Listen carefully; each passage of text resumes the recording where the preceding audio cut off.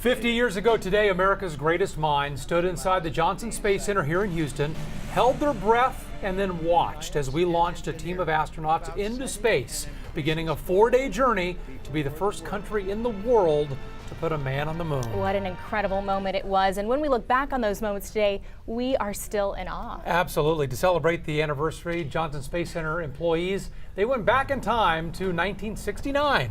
And Jason Miles is at JSC today. There's an even bigger party planned for Saturday, Jason.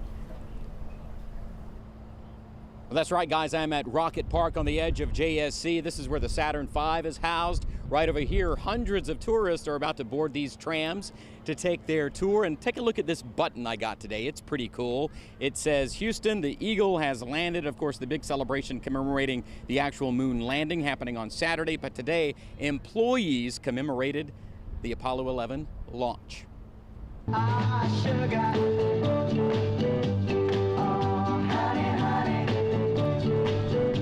You don't need a rocket to travel back in time, just some classic cars like this 1964 Corvette Stingray owned by retired NASA flight planner John Rivers. During the landing, this car was parked on site by Building 4. Stepping back into the 60s was a way for employees, old and new, to commemorate the Apollo 11 launch over lunch.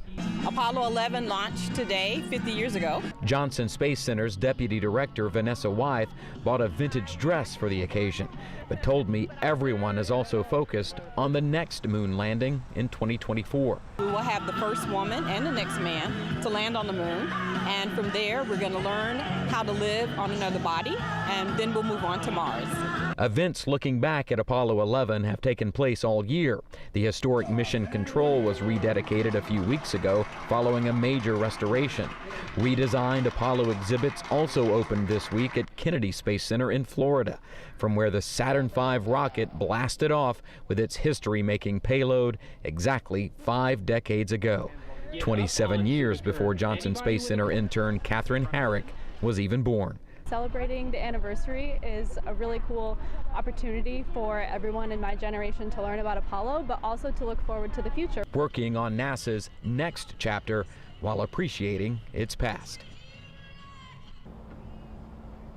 And back here live, another look at the trams loading up with tourists. And looking at these trams, they look pretty vintage as well, maybe circa 1969 or so. I mentioned the big celebration on Saturday. That will be open to the public.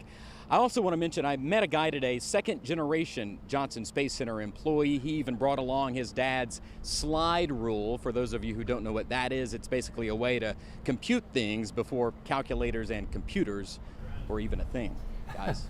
Lots of great stories out there. Jason Miles, thanks so much.